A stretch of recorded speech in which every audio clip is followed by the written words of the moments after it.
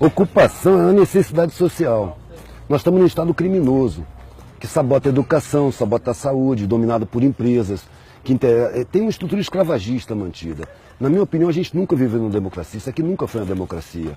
A República foi proclamada pelos banqueiros, que tinham vontade de ocupar o lugar da nobreza e ter aqueles luxos e privilégios, mas que não conseguiam porque não tinham sangue azul. Então eles armaram a proclamação da República para ocupar o espaço dos nobres e tiveram cuidado de manter a mesma estrutura. Então é preciso manter a ignorância da massa. Eu vejo a sociedade como uma casa, que o alicerce é a massa, ignorante, desinformada e por isso mesmo imóvel, para manter a estrutura social.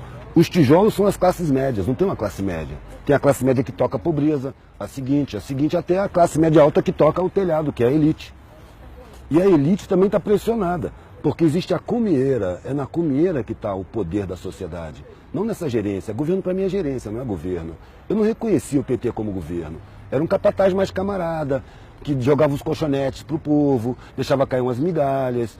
Só que eles não estavam preparados ou não tinham consciência do que as pessoas que não têm nada são capazes de fazer com migalhas. Então hoje está havendo uma comunicação da academia com a periferia que nunca houve. Esses buraquinhos que foram abertos na universidade para enfiar um punhado de pobre só para ficar bem na foto internacional, esses buraquinhos estão levando vivência de base para dentro da academia, que nunca teve vivência de base. E ao mesmo tempo está levando conhecimento acadêmico para a periferia, porque ao contrário do que se pensava, o periférico que chega na academia, ele não quer esquecer a periferia.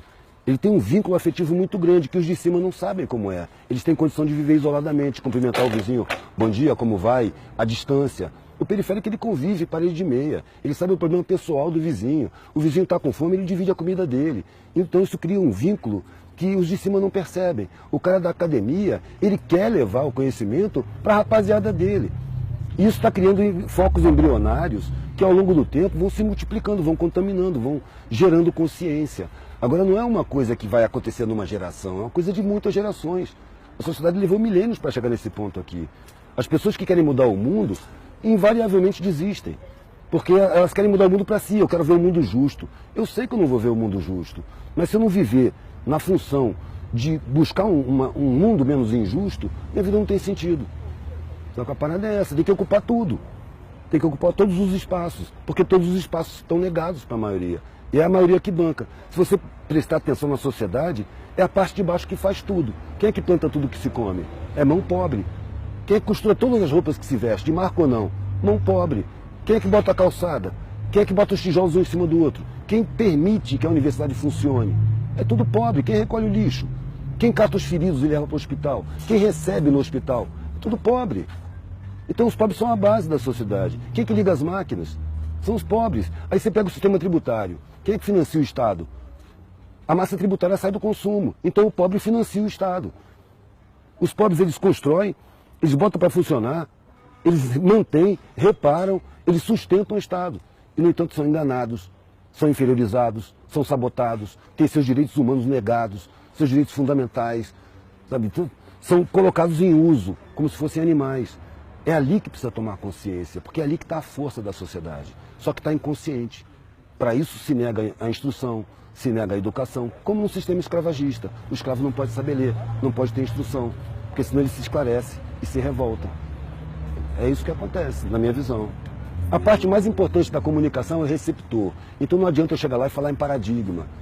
Sabe? Não adianta eu falar academês. O academês foi formulado para servir de cerca de arame farpado para o conhecimento não alcançar a maioria, para não dar acesso. É preciso pegar essa cerca e derrubar. É preciso falar errado. É preciso engolir plural, errar concordância. É fácil falar. O Einstein já dizia, se você não consegue falar para sua avó o que você acabou de aprender, então você não entendeu direito. Você tem que falar a língua do ignorante, porque ele foi ignorantizado. Quando eu estou diante de um cara desdentado, analfabeto, eu não estou diante do inferior, eu estou diante de uma vítima de crime social.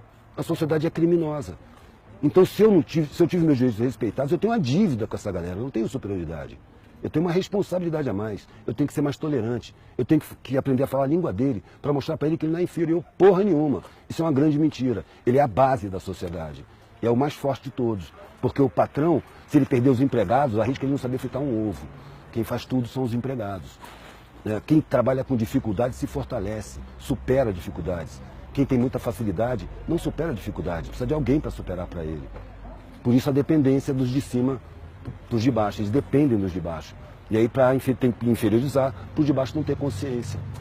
Eu fico pensando assim, que moral tem o cara que paga uma pessoa uma grana que ele jamais aceitaria para fazer o que essa pessoa vai fazer? E no entanto isso é lugar comum. O empresário fala, eu dou emprego pro cacete, você explora as pessoas, paga o mínimo, corta direito trabalhista, ainda olha para os caras com desprezo. Isso é uma ideia desumana. Sabe, a cúpula da sociedade não tem humanidade, a humanidade está na periferia, que divide o último pão, sem pensar, amanhã a gente vê como é que fica. Você não vai ficar sem comer não, toma aqui. É isso que é bonito. Eu nasci na elite, e eu fui encontrar a parte mais linda da humanidade na periferia, pedindo comida, dormindo no chão. Ali eu encontrei a humanidade mais bonita. Só que eu percebi, ali está todo mundo ideologizado, está todo mundo sabotado. Sabe? É uma puta sacanagem, sabe? Eu prefiro falar com os de baixo, para mostrar que eles não são fracos não são inferiores não. Eu paro para botar gás na Kombi velha que eu tenho e pergunto pro cara assim, meu irmão, imagina... Primeiro eu falo com o cara, eu chego lá, o cara fala, ô patrão, eu já fiz alguma merda, mas me desculpa aí, o que eu fiz? Eu falo, não, por quê? Tu tá me xingando, velho, patrão? Patrão é um parasita, velho, que trepa nas tuas costas, vive às suas custas, diz que tu que vive às custas dele. Que te esfola, te ameaça, te espreme, te cobra, te paga uma merreca e acha que você tem que ter gratidão por ele. Imagina que seu patrão perdeu os empregados, perdeu o que ele tem que ver a sua vida. O que ele faz? 99% das vezes o cara responde, ele se mata. Claro que se mata. Ele não tem peito para encarar as dificuldades. Ele só encontra facilidade, facilidade fragiliza. É a dificuldade que fortalece. Então os mais fortes eles estão inconscientes. É preciso mostrar para os mais fortes que eles são, que eles não sabem. A sociedade não deixa eles saberem. Tá bom? É lindo, meu Deus.